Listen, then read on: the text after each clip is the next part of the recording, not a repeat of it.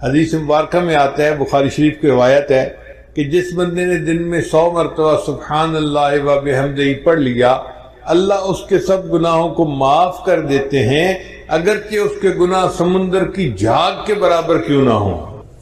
اب بتائیے کتنا چھوٹا سا ذکر ہے، 100 مرتبہ یہ ذکر کرنے پر اللہ تعالیٰ بندے کے سب گناہوں کو معاف فرما دیتے ہیں، اگرچہ اس کے گناہ سمندر کی جھاگ کے برابر کیوں نہ ہوں۔ پھر اللہ تعالیٰ نے دل کی ندامت کو توبہ بنا دیا۔ ایک بندہ زبان سے کچھ نہیں بولتا مگر غلطی کرنے کے بعد اپنے دل میں نادم ہوتا ہے، تو الندم توبۃ، وہ جو دل میں نادم ہوا، شرمندہ ہوا کہ سوری مجھے ایسے نہیں کرنا چاہیے تھا، میں غلطی کر بیٹھا، یہ دل سے نادم ہونا ہی اس کی توبہ ہے، اس پر اللہ گناہ معاف فرما دیتے ہیں۔ تو دیکھیے اللہ تعالیٰ بہانے ڈھونڈ رہے ہیں نا بندے کے گناہوں کو معاف کرنے کی۔ پھر اللہ تعالیٰ نے توبہ کے قبول ہونے کے لیے کوئی شرط متعین نہیں کی کہ یہ شرط پوری کرو گے تو توبہ قبول کریں گے۔ بندے نے توبہ کی، اللہ نے فوراً قبول فرما لی۔ پھر جو بندہ بیمار ہو جاتا ہے تو بیماری کی وجہ سے اس کے گناہ معاف ہو جاتے ہیں۔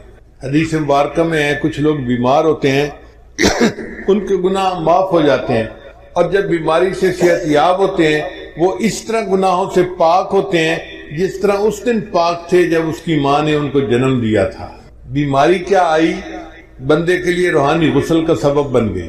پھر دنیا میں کوئی پریشانی آتی ہے، مصیبت آتی ہے، بندے کو ٹھوکر لگے، گناہ معاف، حتیٰ کہ اگر اس کا چراغ جلتا ہوا بجھ جائے تو اس پر بھی گناہ معاف ہو جاتے ہیں۔ تو اتنی چھوٹی چھوٹی پریشانیوں پر اللہ گناہ معاف کرتے ہیں۔ ایسے لگتا ہے کہ اللہ کی رحمت تل گئی ہے کہ میں نے اپنے محبوب کے امتیوں کے گناہوں کو معاف کر دینا ہے۔ پھر کچھ لوگ گناہ کر لیتے ہیں مگر اس پر توبہ استغفار نہیں کرتے۔ اللہ تعالیٰ نے ایک اور سبب بنا دیا۔ حدیث مبارکہ میں آتا ہے کہ اللہ تعالیٰ مچھلیوں کو، پرندوں کو اور چیونٹیوں کو حکم فرماتے ہیں کہ تم ایمان والوں کے لیے استغفار کرو۔ وہ مچھلیاں پانی میں، پرندے ہوا میں اور چیونٹیاں اپنے بلوں میں مومنوں کے لیے استغفار کر رہی ہوتی ہیں، اور یہ تو زمین کی مخلوق تھی۔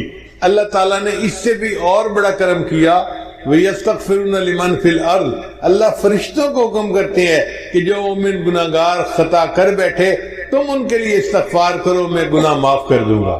تو فرشتے بندوں کے لیے استغفار کرتے ہیں۔ پھر ایک دوست کی دعا پر اللہ تعالیٰ دوسرے دوست کے مغفرت فرما دیتے ہیں۔ پھر دیکھیے جمعہ کے دن اللہ تعالیٰ پورے ہفتے کے گناہوں کو معاف فرما دیتے ہیں۔ حدیث مبارکہ میں آتا ہے کہ رمضان مبارک میں اللہ تعالیٰ پورے سال کے گناہوں کو معاف فرما دیتے ہیں۔ جس بندے نے حج کیا یا عمرہ کیا، رجع کیوم ولدت امہ، وہ حج سے اس طرح واپس لوٹتا ہے جیسے اس دن گناہوں سے پاک تھا جب اس کی ماں نے اس کو جنم دیا تھا۔ اللہ اس طرح گناہوں سے بندے کو پاک کر دیتے ہیں۔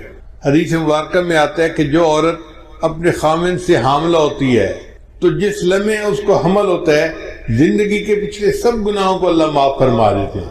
پھر وہ جب بچے کو جنم دیتی ہے تو بچے کو جس وقت جنم دیتی ہے دوبارہ اس کی زندگی کے سب گناہوں کو معاف کر دیا جاتا ہے۔ پھر وہ بچے کو دودھ دیتی ہے، پالتی ہے۔ اب یہ بچہ جب بولنے کے قابل ہوتا ہے، اگر یہ بچہ سب سے پہلے اللہ کا نام زبان سے نکالے، اللہ 30 مرتبہ پھر اس کے زندگی کے سب گناہوں کو معاف فرما دیتے ہیں۔ تو اس سے تو پتہ چلتا ہے کہ اللہ تعالیٰ کی رحمت تل گئی ہے بندوں کے گناہوں کو معاف کرنے کے لیے۔ یعطیک ربک فترضی، اے میرے محبوب صلی اللہ علیہ وسلم، اللہ تجھے اتنا عطا کرے گا کہ تو راضی ہو جائے گا۔ ہمارے مرشد عالم اس کا ترجمہ یوں فرماتے تھے سمجھنے کے لیے کہ وَلَسَوْفَ يُعْطِيكَ رَبُّكَ فَتَرْضَى، اللہ تجھے اتنا دے گا کہ تو بس بس کرے گا۔ ہوتا ہے نا، آپ اپنے ایک برتن میں دودھ لے رہے ہیں اور دودھ ڈالنے والا اتنا ڈالتا ہے کہ وہ کنارے تک آ جاتا ہے تو لینے والا کہتا ہے بس بس بس بھائی۔ تو اس آیت کا ترجمہ یہی ہے، اللہ فرماتے ہیں میرے محبوب اللہ تجھے اتنا دے گا کہ تو بس بس کرنے لگ جائے گا۔ جب نبی علیہ الصلوۃ والسلام پر یہ آیت اتری تو نبی السلام نے فرمایا کہ اللہ نے مجھ سے وعدہ کیا ہے میں تجھے اتنا دوں گا کہ تو بس بس کرے گا، اور میں اس وقت تک راضی نہیں ہوں گا جب تک میرا آخری امتی بھی جنت میں نہیں چلا جائے گا۔ اللہ اکبر کبیرہ۔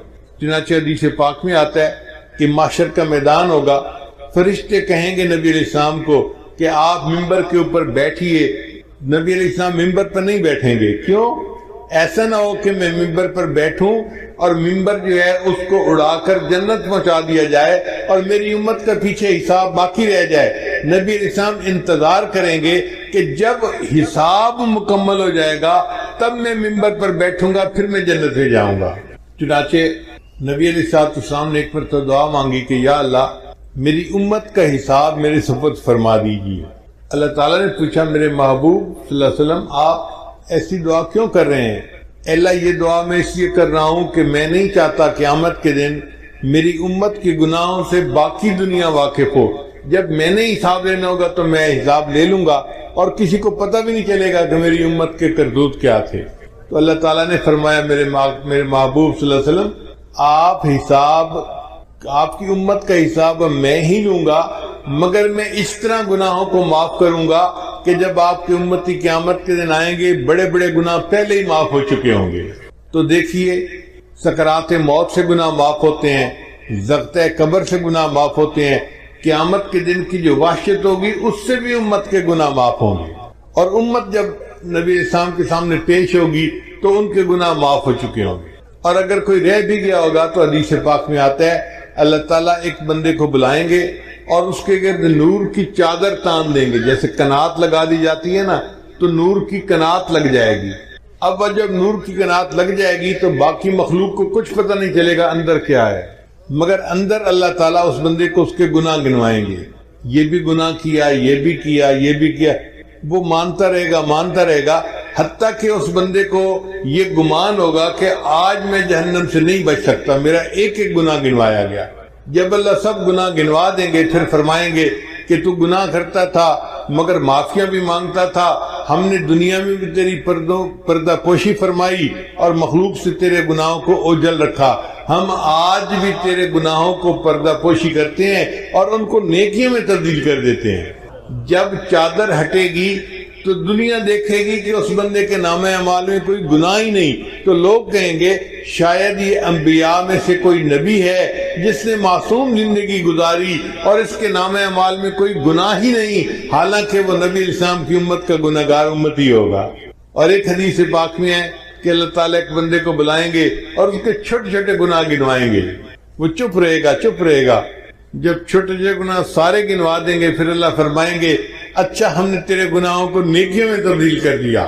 جب اللہ فرمائیں گے ہم نے تیرے گناہوں کو نیکیوں میں تبدیل کر دیا، وہ کہے گا یا اللہ میرے بڑے گناہ تو ابھی باقی ہیں. حدیث مبارکہ میں ہے کہ نبی علیہ السلام نے جب یہ حدیث سنائی تو آپ اتنا کھلا کر ہنسے کہ صحابہ کو آپ کی داڑیں جو تھی وہ بھی نظر آنے لگ گئیں کہ دیکھو چھوٹے چھوٹے گناہ گنوا رہے تھے تو چپ کھڑا تھا، جب کہا گناہ نیکیوں میں تبدیل کرتے ہیں تو کہتے ہیں جی میرے بڑے گناہ تو ابھی سارے باقی ہیں. تو اللہ تعالیٰ یوں امت کے گناہوں کو نیکیوں میں تبدیل فرما دیں گے.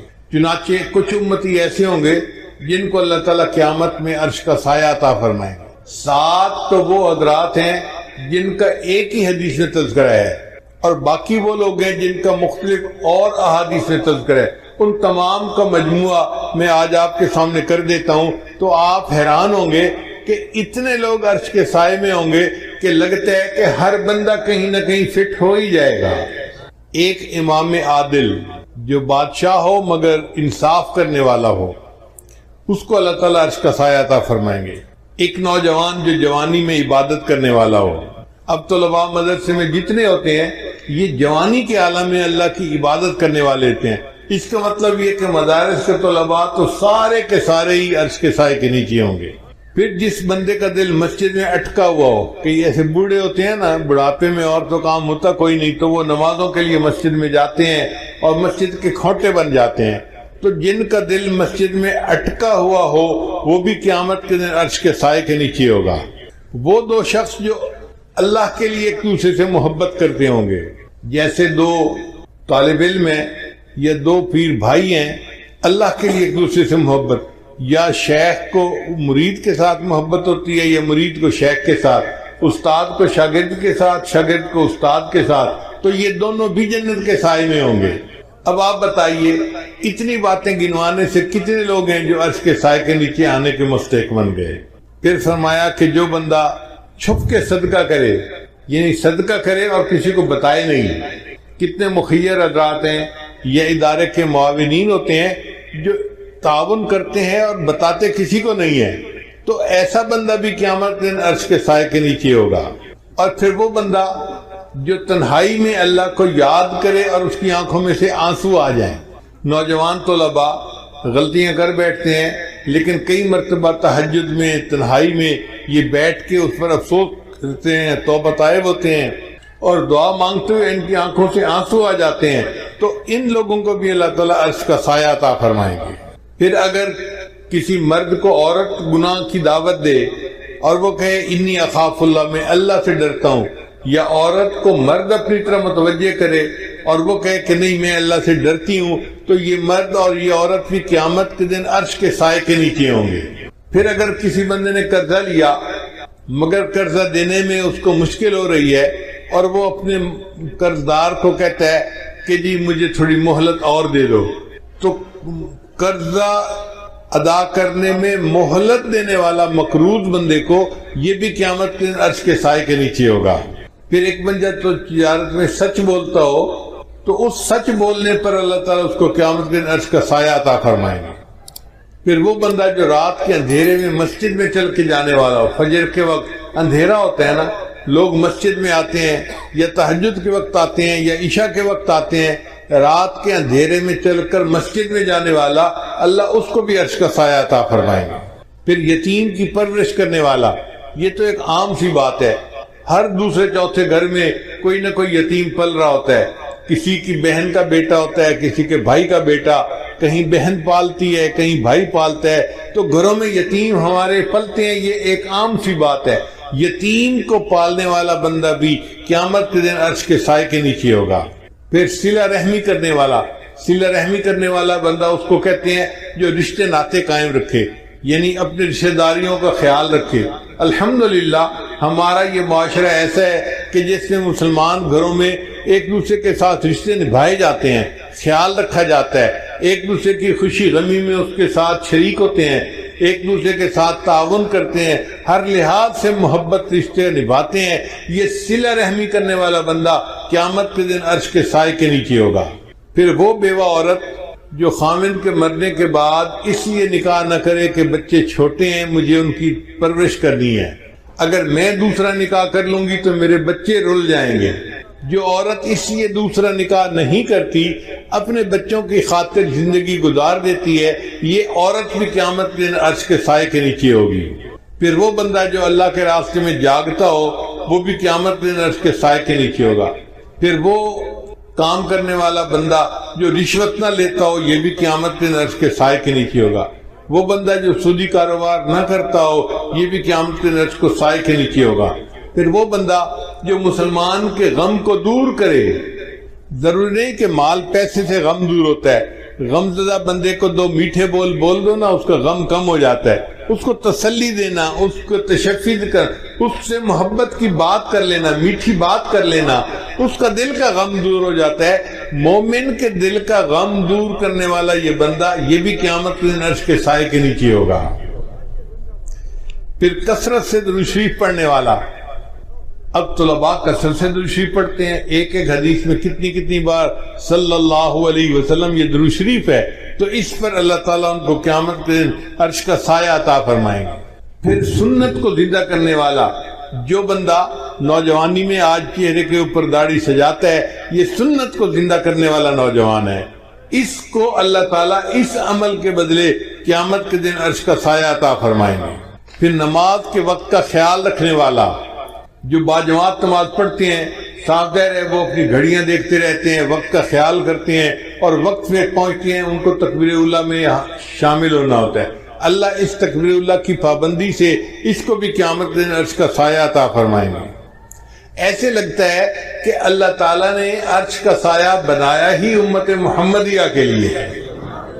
سچی بات تو یہ ہے کہ ہر بندہ کہیں نہ کہیں عرش کے سائے میں آنے والے لوگوں میں فٹ ہو جاتا ہے۔ تو رحمت للعالمین دیکھیے نبی الاسلام کی کہ انہوں نے اللہ سے دعائیں مانگی اور اللہ نے ان کی امت کے لیے ایسے آسانیاں فرما دی۔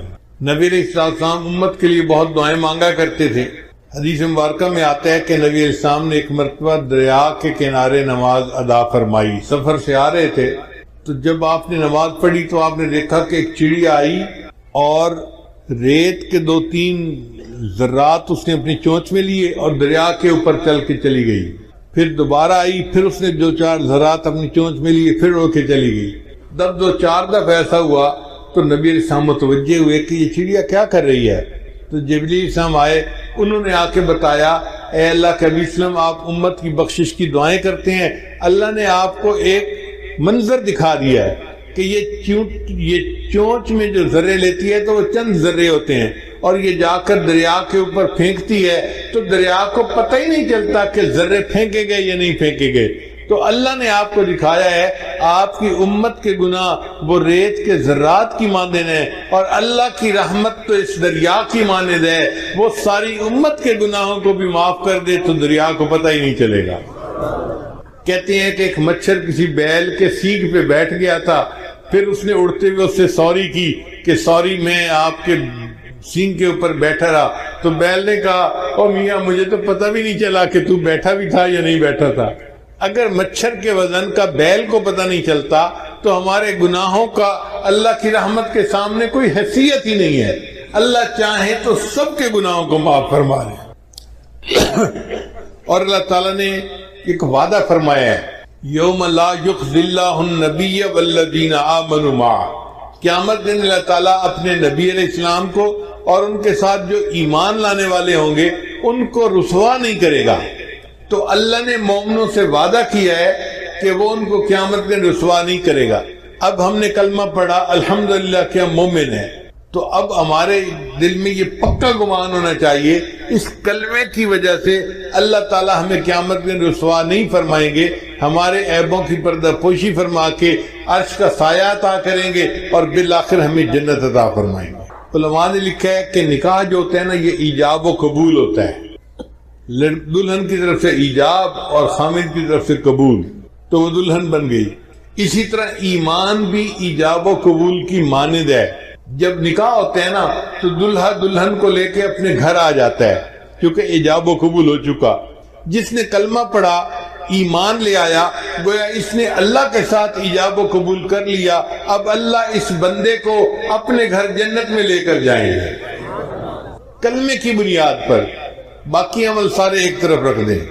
جب تک بکے نہ تھے کوئی پوچھتا نہ تھا، جب تک بکے نہ تھے کوئی پوچھتا نہ تھا، تم نے خرید کر ہمیں انمول کر دیا۔ اللہ تعالیٰ قرآن میں فرماتے ہیں ان اللہ اشتری من المؤمنین انفسهم واموالهم بان لهم الجنہ، اللہ نے مومنوں سے ان کے جان اور مال کو جنت کے بدلے میں خرید لیا ہے۔ تو اللہ ہمیں خرید چکے ہیں، جب خرید لیا ہے تو پھر اب وہ ہمیں رد نہیں کریں گے۔ کسی شاعر نے کہا تو بعلم ازل مرادی دی، اے اللہ تو ازلی علم کے ساتھ مجھے دیکھتا ہے، دیدی آنکھ کے بعیب بخریدی، اے اللہ تو نے مجھے میرے عیبوں کے باوجود دیکھا اور مجھے پسند کیا، تبھی تو میرے ساتھ خرید کی ڈیل کی کہ میں نے بندوں سے ان کے جان مال کو خرید لیا ہے۔ تو بعلما ومن بعیب ہما، اللہ تو وہی علم والا ہے اور میں وہی عیبوں والا ہوں، رد مکن آنچ خود پسندی دی، اللہ اس کو رد نہ کر جسے تو ایک دفعہ پسند کر چکا ہے۔ تو اللہ رب العزت کی رحمت کی کوئی انتہا نہیں۔ چنانچہ حضرت شیخ عبدالقادر جیلانی رحمۃ اللہ علیہ نے اللہ تعالیٰ کی رحمت کا درس دیا اور 18 سال تک درس دیتے رہے، روزانہ درس دیتے تھے، ہزاروں لوگ مجمع میں آتے تھے، اور آپ اللہ کی رحمت کے اوپر درس دیتے دیتے 18 سال گزر گئے۔ ایک دن آپ نے اللہ تعالیٰ کے جلال پہ بھی درس دے دیا۔ اب لوگوں نے جو جلال پہ درس سنا تو وہ تو اتنا روئے کچھ بے ہوش ہو گئے اور کچھ ایک کی تو جان ہی نکل گئی۔ جب یہ منظر ہوا تو اللہ تعالیٰ نے الہام کیا عبدالقادر جیلانی تو لوگوں کے سامنے میرے جلال کا تذکرہ کرتا ہے، یا اللہ میں نے 18 سال تیری رحمت کا تذکرہ کیا۔ اللہ نے جواب میں فرمایا تو عبدالقادر کیا 18 سال میں میری رحمت ختم ہو گئی تھی؟ جس پروردگار کی رحمت کی یہ انتہا ہو کہ 18 سال تذکرہ کرنے پر بھی رحمت ختم نہیں ہوتی، اس کی رحمت کا قیامت کے دن انعام ہوگا۔ چنانچہ اللہ تعالیٰ قیامت کے دن جو رحمت کے 100 حصے ہیں نا، تو 100 کے 100 حصوں کے ساتھ مومنوں کے ساتھ اپنا معاملہ فرمائیں گے۔ ماں کو اس 100 حصوں میں سے کوئی چھوٹا سا حصہ ملا ہوگا۔ کوئی ماں اپنے بچے کو تندور کی آگ میں ڈال سکتی ہے؟ حدیث مبارکہ میں نبی صاحب ایک جگہ پڑاؤ فرمایا تو وہاں ایک عورت تھی جو تندور پہ روٹیاں لگاتی تھی، وہ ملنے کے لیے آئی، کہنے لگی میں آپ سے ایک بات پوچھنا چاہتی ہوں، میں ماں ہوں، میں جب روٹیاں لگاتی ہوں میرا بچہ تندور کے قریب آتا ہے تو میں اس کو دور رکھتی ہوں، میں چاہتی نہیں کہ گرم ہوا بھی میرے بچے کو لگ جائے۔ اگر میں گرم ہوا بچے کو لگنا پسند نہیں کرتی تو اللہ تو بندے سے بہت محبت کرتے ہیں، وہ اپنے بندوں کو جہنم میں کیسے ڈالے گا؟ تو نبی علیہ السلام کی مبارک آنکھوں میں آنسو آ گئے۔ نبی علیہ السلام نے جواب دیا، اللہ تعالیٰ تو نہیں چاہتے کہ بندے جہنم میں جائیں، مگر جو اپنے پاؤں پہ خود کلہاڑی مارے اس کا کیا کیا جا سکتا ہے؟ وَمَا ظَلَمَهُمُ اللَّهُ وَلَكِنْ كَانُوا أَنفُسَهُمْ يَظْلِمُونَ، اللہ نے ان پہ ظلم نہیں کیا، انہوں نے اپنی جانوں پہ خود ظلم کیے ہیں۔ تو ہم گناہ کرتے ہیں اور پھر توبہ کرنا بھول جاتے ہیں، یہ ہماری کوتاہی ہوتی ہے، ورنہ اللہ تعالیٰ تو معاف کرنے کے لیے تیار ہیں۔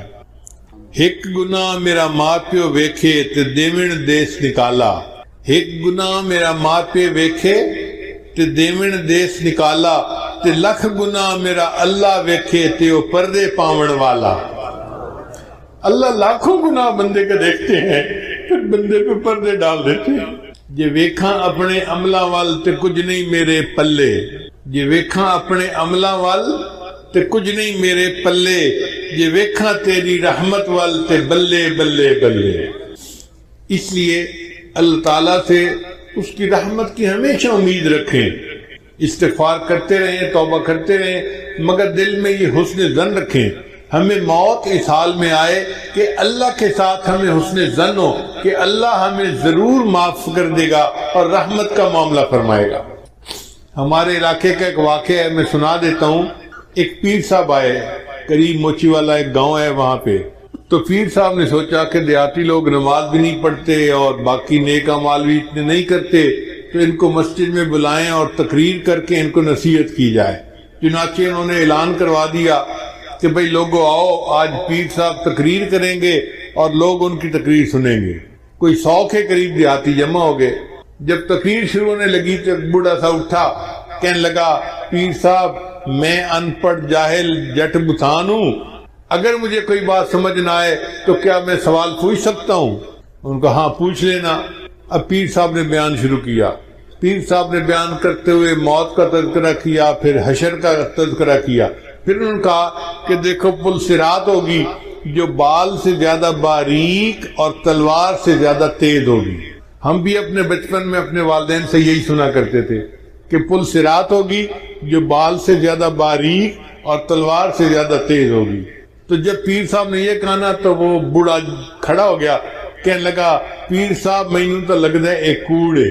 ان کا نہیں کتابوں میں لکھا ہوا ہے، فلاں کتاب میں فلاں کتاب میں۔ تو کہتے ہیں اچھا لکھے ہوئے کتابیں؟ انہوں نے کہا ہاں لکھے ہوئے ہے۔ اکھے پیر صاحب موڑ ان آنکھوں چاہنا کہ اللہ سائیں دی پار تے پاون دی نیت کا ہی نہیں۔ بھئی اگر بال سے زیادہ باریک ہے اور تلوار سے زیادہ تیز ہے تو پھر یوں کہو کہ اللہ تعالیٰ کی پار گزارنے کی نیت ہی نہیں ہے۔ خیر بات آئی گئی ہو گئی۔ پھر پیر صاحب نے تقریر شروع کی کہ بھئی نیکی کرو، گناہوں سے بچو، اگر نہیں نیکی کرو گے، گناہ کرو گے تو پہلے اللہ تمہیں دوزخ میں ڈالے گا اور جب سزا مل جائے گی اس کے بعد پھر تمہیں جنت میں اللہ تعالیٰ ڈالے گا۔ جب انہوں نے یہ بات کی نا تو بوڑھا پھر کھڑا ہو گیا، پیر صاحب مینوں لگتا ہے ایک کوڑ ہے۔ ان کا بھئی وہ کیسے؟ کہنے لگا پیر صاحب گل دسو، میرے گھر جو پڑا آوے تے میں انہوں 5-7 لتر ماراں، موڑا کھاں بھجیا ککڑ کھا لے اور کھا لئی سی۔ اور پیر صاحب اللہ جنوں بخشنے اس بخش ہی چھوڑنے، اس کوئی نہیں سزا دینی اس کو۔ تو جیسے اس بوڑھے کو اللہ کی رحمت کے ساتھ اس نے ظن تھا نا کہ اللہ نے جب بخشنا ہے تو بخش ہی دینا ہے، اللہ کی رحمت کا اتنا ظہور ہوگا کہ ہمارے اندازے سے باہر۔ حضرت قاری محمد طیب رحمۃ اللہ لکھتے ہیں کہ اتنا ظہور ہوگا کہ ایک موقع آئے گا شیطان سر اٹھا کر دیکھے گا شاید میری بھی بخشش ہو جائے گی۔ شیطان کو بھی امید لگنے لگے گی کہ شاید میری بھی بخشش ہو جائے، اتنا اللہ کی رحمت کا ظہور ہوگا۔ مفسرین نے لکھا ہے کہ اللہ تعالیٰ بندوں کا حساب تو لیں گے جو ان کے حق ہیں، جب سب سے بندوں کے حساب حقوق العباد کا حساب لے لیا جائے گا تو فرشتے کہیں گے اللہ حقوق العباد کا حساب ہو چکا، اب صرف حقوق اللہ باقی ہیں۔ اللہ فرمائیں گے اچھا اگر صرف میرے حق باقی ہیں نا تو میں کریم ہوں، مجھے حساب لیتے ہوئے حیاتی ہے، جس نے کلمہ پڑھا اس کو کہو کہ وہ چلا جائے جنت میں۔ ربما یود الذین کفروا لو کانوا مسلمین، یہ وہ وقت ہوگا جب ہر کافر دل میں یہ تمنا کرے گا کاش میں نے بھی کلمہ پڑھا ہوتا۔ اس وقت ہمیں احساس ہوگا کہ یہ کلمہ کتنی بڑی نعمت ہے جس کے پڑھنے پر اللہ نے ہمارے لیے جنت کے دروازے کھول دیے۔ ایک بزرگ لکھتے ہیں کہ قیامت کے دن اللہ تعالیٰ گناہگاروں میں اپنی رحمت کو تقسیم کریں گے تو فرشتے پوچھیں گے یا اللہ اب کس بندے کو کتنی رحمت دینی ہے؟ تو ہو سکتا ہے اللہ تعالیٰ قانون یہ بتا دے کہ بھئی جس کے گناہ جتنے زیادہ ہیں اس کو رحمت بھی اتنے حساب سے دے دو، تو جو زیادہ گناہگار ہوں گے نا اس کو زیادہ رحمت میں سے حصہ ملے گا۔ بے گناہوں میں چلا زاہد جو اس کو ڈھونڈنے، بے گناہوں میں چلا زاہد جو اس کو ڈھونڈنے، مغفرت بولی ادھر آ میں گناہگاروں میں ہوں، وہ کرشمے شان رحمت نے دکھائے روز حشر، چیخ اٹھا ہر بے گناہ میں بھی گناہگاروں میں ہوں۔ اتنا اللہ کی رحمت کا ظہور ہوگا کہ بے گناہ بھی کہہ اٹھیں گے میں بھی گناہگار ہوں، مجھے بھی رحمت میں سے حصہ چاہیے۔ چنانچہ حضرت معاذ رضی اللہ عنہ کہتے ہیں کہ نبی علیہ الصلوۃ والسلام نے مجھے بلا کر کہا کہ اے بچے کیا تم جانتے ہو کہ اللہ کا بندوں پر کیا حق ہے اور بندوں کا اللہ پر کیا حق ہے؟ وہ کہتے ہیں کہ میں نے کہا کہ اللہ کے رسول آپ مجھے بتا دیجئے۔ فرمانے لگے کہ اللہ کا بندوں پر یہ حق ہے کہ بندے اس کے ساتھ کسی کو شریک نہ بنائیں، توحید کے اوپر پکے رہیں، اور جو بندہ توحید کے اوپر پکا رہے اس کا حق اللہ پہ یہ ہوتا ہے کہ اللہ اس کو جنت عطا فرما دے۔ ما من احد یشہد اللہ الہ الا اللہ وان محمد رسول اللہ صدقا من قلبہ الا حرمہ اللہ علی النار۔ یہ بخاری اور مسلم کی روایت ہے کہ جو بندہ دل کی سچائی کے ساتھ لا الہ الا اللہ محمد رسول اللہ پڑھ لیتا ہے اللہ تعالیٰ دوزخ کی آگ اس کے اوپر حرام کر دیتے ہیں۔ ایک مرتبہ سیدنا ابو ہریرہ انہوں نے دیکھا کہ نبی اسلام گھر پہ نہیں تھے تو وہ ڈھونڈنے کے لیے نکلے۔ بنی نجار کا ایک باغ تھا تو اس کے اندر نبی اسلام تشریف فرما تھے، اور اس باغ کا جو پانی تھا نا وہ ایک کھالی کے ذریعے سے باہر نکلتا تھا، وہاں سے دیوار تھوڑا ٹوٹی ہوئی تھی۔ ابو ہریرہ دروازے کی طرف جاتے اور اندر جاتے تو دیر لگ جاتی، ان کو جلدی تھی، وہ اس نالی سے کھالی جس کو کہتے ہیں نا وہاں سے باغ کے اندر داخل ہو گئے اور نبی علیہ السلام کے پاس حاضر ہوئے۔ تو نبی علیہ السلام نے فرمایا کہ ابو ہریرہ من قال لا الہ الا اللہ دخل الجنہ، جس نے لا الہ الا اللہ کہہ دیا وہ جنت میں سیدھا جائے گا۔ تو ابو ہریرہ نے کہا اے اللہ کے رسول میں لوگوں کو بتا دوں؟ فرمایا ہاں بتا دو۔ اے اللہ کے رسول میں ان کو بتاؤں گا، وہ کہیں گے تیرے پاس اس کی دلیل کیا ہے؟ تو نبی علیہ السلام نے اپنے نالین مبارک، اپنے جوتے مبارک دیے کہ یہ میرے جوتے لے جاؤ، یہ دکھا دینا کہ نبی علیہ السلام نے یہ دے کر مجھے بھیجا ہے۔ اب ابو ہریرہ اس باغ سے باہر نکلے، آگے عمر رضی اللہ عنہ سے ملاقات ہوگی۔ تو ابو ہریرہ نے بتایا کہ نبی علیہ السلام نے فرمایا جس نے کہا لا الہ الا اللہ دخل الجنہ، جو لا الہ الا اللہ پڑھ لے گا اللہ اس کو جنت میں داخل کریں گے۔ تو عمر رضی اللہ عنہ پہ انتظام غالب تھا، انہوں نے ان کو جو دھکا دیا تو ابو ہریرہ تو پیچھے جا کے گرے، کہنے لگے اچھا میں جا کے نبی علیہ السلام کو شکایت لگاتا ہوں۔ ادھر ابو ہریرہ پہنچے اور ادھر عمر رضی اللہ عنہ بھی پہنچ گئے۔ ابو ہریرہ نے بتایا کہ اللہ کے رسول میں نے ان کو بتایا تھا تو انہوں نے مجھے دھکا دیا اور میں گر گیا۔ تو نبی علیہ السلام نے پوچھا عمر تو نے ایسا کیوں کیا؟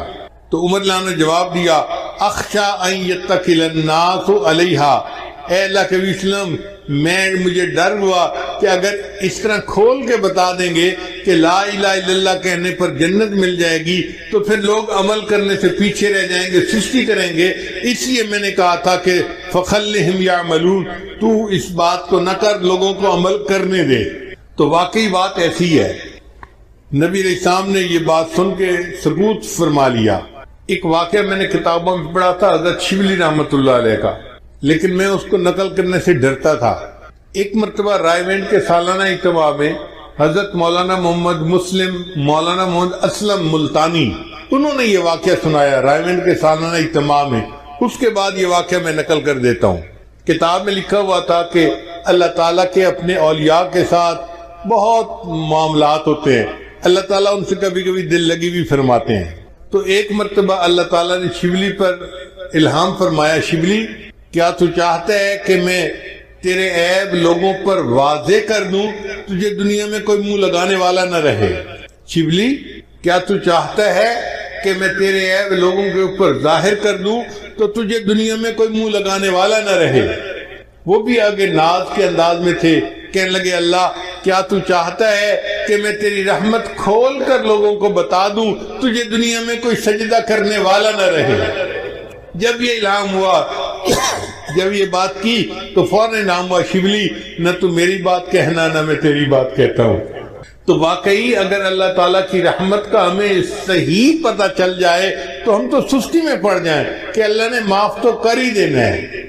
اس لیے جو لگا ہوا ہے وہ لگا رہے اور معافی مانگتا رہے، کیونکہ گناہ کر کے معافی نہ مانگنا، اس کا بڑا نقصان یہ ہے کہ موت کے وقت ایمان سلب کر لیا جاتا ہے۔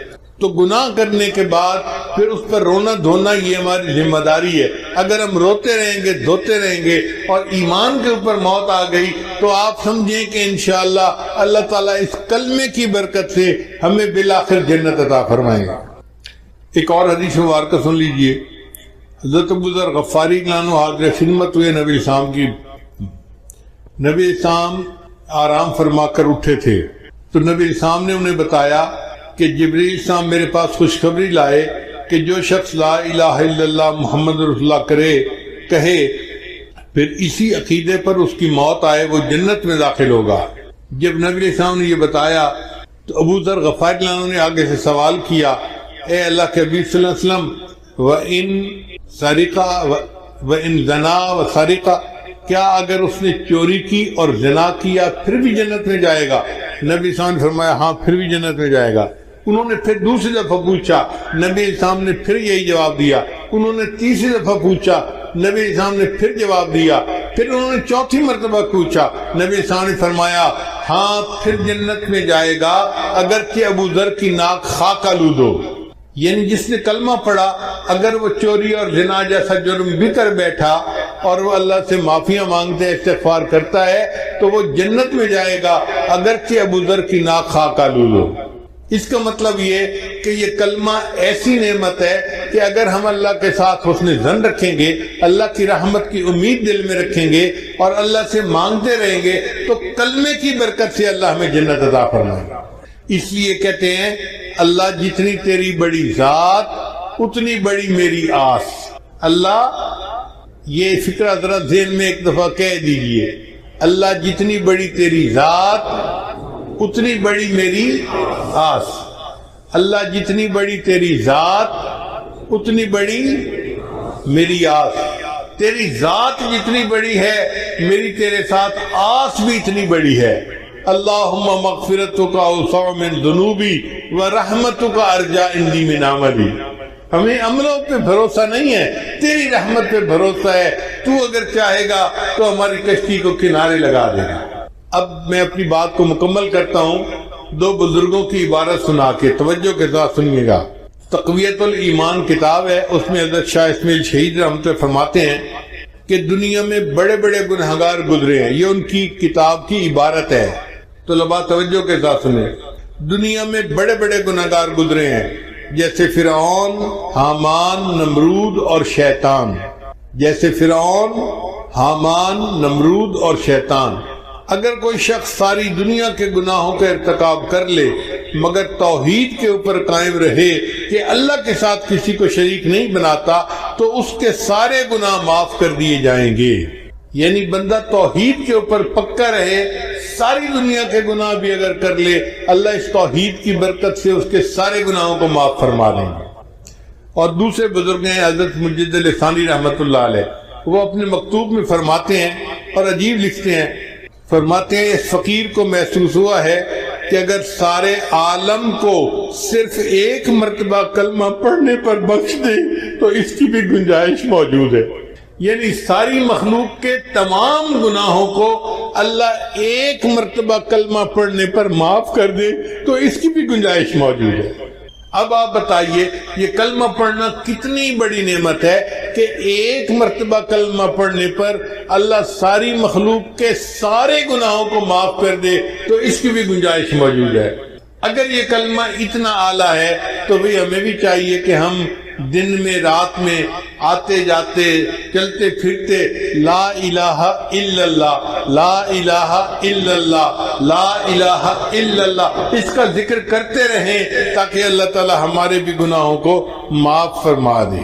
ایمان والو، تم سب کے سب اللہ کے سامنے توبہ کرو تاکہ تم فلاح پا جاؤ۔ چنانچہ ابن تیمیہ رحمۃ اللہ علیہ نے الایمان الاوسط ایک کتاب ہے، اس میں 10 اسباب بتائے ہیں جن سے انسان کے گناہ معاف ہوتے ہیں۔ یہ 10 اسباب ہمیں زبانی یاد ہونے چاہیے تاکہ ہم ان کے ذریعے سے اپنے گناہوں کی بخشش کا بندوبست کر لیں۔ سب سے پہلا سبب استغفار۔ استغفار کہتے ہیں کہ اپنے گزرے ہوئے گناہوں پر نادم ہونا۔ شریعت نے کہا الندم توبۃ، ندامت یہ توبہ ہے، اور حدیث مبارکہ میں ہے کہ قیامت کے دن سب سے زیادہ خوش انسان وہ ہوگا من وجد فی صحیفتہ استغفارا کثیرا، جس کے نام اعمال میں کثرت کے ساتھ استغفار لکھا ہوا ہوگا۔ تو ہمیں کثرت سے استغفار پڑھنا چاہیے۔ چنانچہ ایک شخص حضرت حسن اللہ عنہ کے پاس آیا، حضرت بہت گناہگار ہوں، کوئی عمل بتائیں۔ فرمایا استغفار پڑھو۔ ایک اور آدمی آیا، حضرت بارش نہیں ہو رہی، کوئی عمل بتائیں۔ فرمایا استغفار پڑھو۔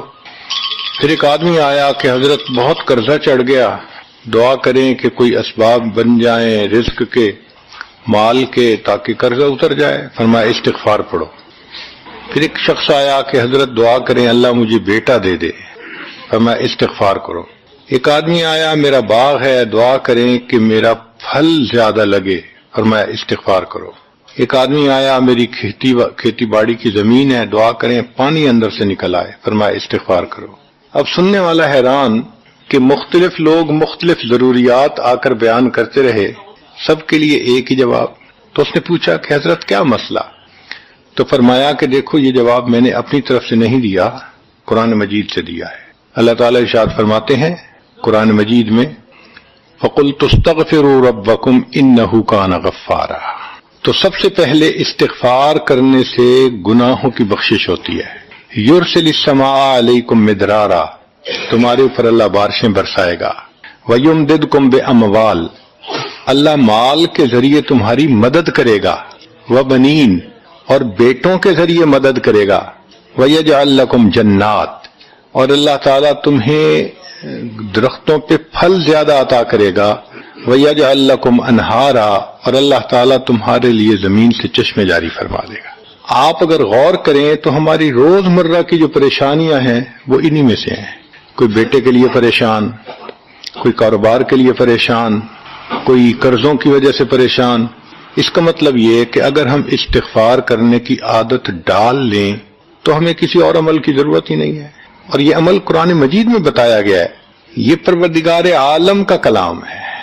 ہم استغفار کم کرتے ہیں، کم از کم 100 مرتبہ صبح اور شام استغفار کا کرنا معمول بنا لینا چاہیے۔ آپ لوگ ڈرائیو کرتے ہیں اپنے دفتر جاتے ہوئے تو راستے میں جو آدھا گھنٹہ لگتا ہے اس میں کیا کرنا ہوتا ہے؟ بعض لوگ نعت سن لیتے ہیں، تلاوت سن لیتے ہیں، وہ بھی عبادت ہے، لیکن اس سے زیادہ بہتر یہ ہے کہ انسان خود پڑھے کچھ۔ تو اگر اس دوران آپ استغفر اللہ ہی پڑھتے رہیں تو سینکڑوں دفعہ استغفار نامہ اعمال میں لکھا جائے گا، اور اگر پورا پڑھ لیں استغفر اللہ ربی من کل ذنب واتوب الیہ تو یہ سونے پہ سہاگے والی بات ہے۔ تو اپنے ٹائمنگز کو ایسے ایڈجسٹ کریں کہ اس میں درود استغفار کثرت کے ساتھ آپ پڑھ سکیں، کیونکہ حدیث پاک میں یہ فرمانا کہ قیامت کے دن وہ بندہ بہت خوش ہوگا جس کے نام اعمال میں استغفار زیادہ ہوگا۔ دوسرا سبب ہے توبہ۔ توبہ اور استغفار بہت قریب قریب ہیں، ان میں لائن آف ڈیمارکیشن ڈالنا تھوڑا ڈیفیکلٹ ہے، مگر علماء نے لکھا ہے کہ استغفار پچھلے گناہوں پہ ریپینٹنس کو کہتے ہیں، اور توبہ آئندہ گناہوں کو کمٹ نہ کرنا، اس کی کمٹمنٹ کرنا، عزم کرنا، اس کو کہتے ہیں۔ توبہ عزم جازم، ایک عہد کرنا کہ میں نے آج کے بعد گناہ نہیں کرنا، یہ توبہ کہلاتا ہے۔ تو گویا توبہ کا تعلق آئندہ گناہ نہ کرنا، استغفار کا تعلق پاسٹ کے ساتھ ہے کہ میں نے جو کیا برا کیا، اللہ بس میری غلطی کو پلیز معاف کر دیں، اس کو استغفار کہتے ہیں۔ اور یہ استغفار کا حکم اللہ رب العزت نے اپنے حبیب صلی اللہ علیہ وسلم کو دیا، فسبح بحمد ربک واستغفرہ، حکم ہے، صیغہ ہے امر کا۔ اللہ کے محبوب صلی اللہ علیہ وسلم کو اگر یہ حکم ہے تو سوچئے پھر ہمیں استغفار کرنے کی کتنی ضرورت ہے۔ توبہ ہر بندے پہ کرنی ضروری، چنانچہ کافر ہے تو وہ کفر سے توبہ کر کے مسلمان بن جائے، مومن ہے گناہوں سے توبہ کر کے نیک بن جائے۔ جو نیک ہے وہ جو اپنے اعمال کے اندر غفلت ہوتی ہے، نماز کی غفلت، ذکر میں غفلت، تلاوت میں غفلت، اس غفلت سے توبہ کرے، اور جو کہے کہ جی میں تو اس سے بھی توبہ کرتا ہوں، تو بھئی ہم جو اعمال کرتے ہیں یہ اس کوالٹی کے تو نہیں کہ اللہ تعالیٰ کے ہاں قبولیت پا سکیں۔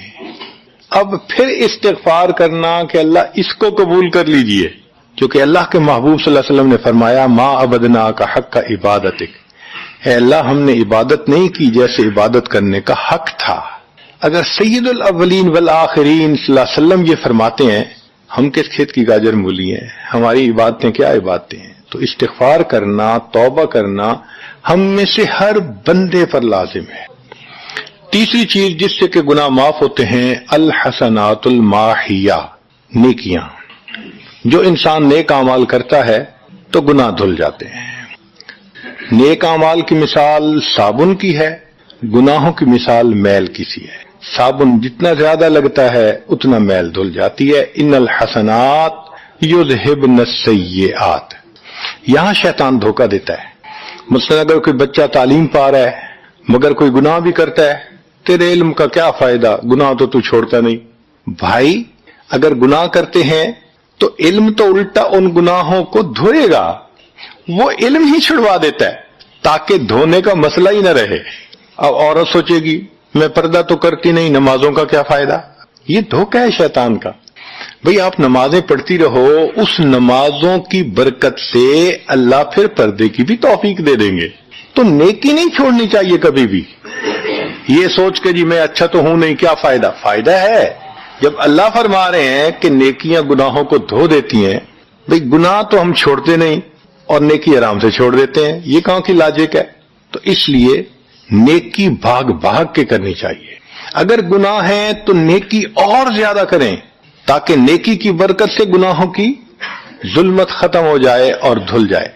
حدیث پاک میں ہے بندہ گناہ کرتا ہے لکھ دیا جاتا ہے، دوسرا گناہ، تیسرا، 5 گناہ کرتا ہے، پھر اس کے بعد وہ ایک نیکی کرتا ہے تو نیکی والا فرشتہ کہتا ہے کہ دیکھو اللہ کے ہاں دستور ہے من جاء بالحسنۃ فلہ عشر امثالھا، اس کو 10 نیکیاں ملنی تھیں، تم نے 5 گناہ لکھے ہیں نا، اچھا تم 5 گناہ مٹا دو، میں نامہ اعمال میں 10 نیکیوں کی بجائے صرف 5 نیکیاں بیلنس وہ ڈال دیتا ہوں۔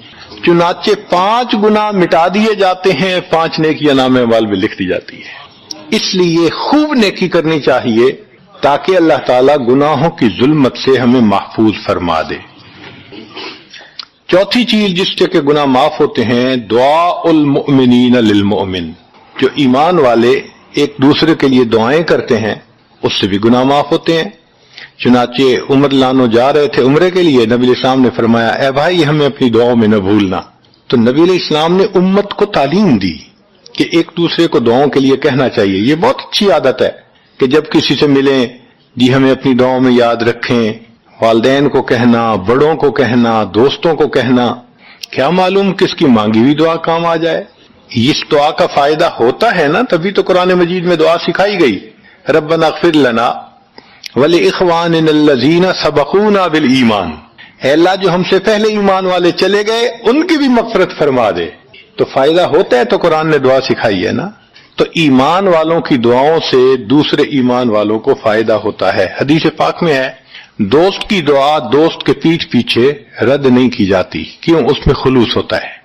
تو اس لیے حدیث پاک میں ہے، مسلم شریف کی روایت ہے کہ اگر کوئی آدمی فوت ہو جائے اور 40 آدمی جنازہ پڑھ لیں جو ایمان والے ہوں، توحید والے ہوں، فرمایا ما من رجل مسلم یموت فیقوم علی جنازتہ 40 رجلا لا یشرکون باللہ شیئا الا شفعهم اللہ فی. اللہ 40 بندوں کی نماز جنازہ کو قبول کر کے میت کی مغفرت فرما دیتے ہیں.